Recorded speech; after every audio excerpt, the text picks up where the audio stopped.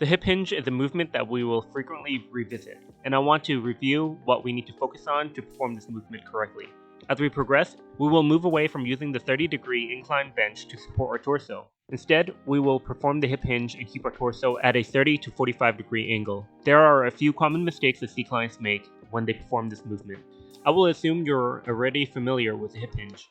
The following are common mistakes I see clients making when performing this movement, as opposed to when they are learning it. These two situations are very distinct, as during the learning process, we must prioritize spinal alignment and avoid being too nitpicky with the common mistakes listed below. Two common mistakes. 1. The knees are too far forward.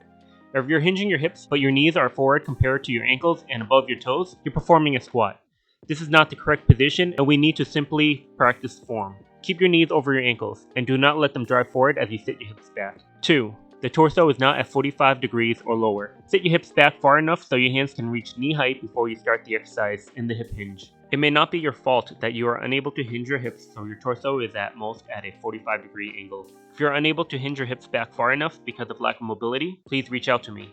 If you're making either of these mistakes, decrease the weight and practice form.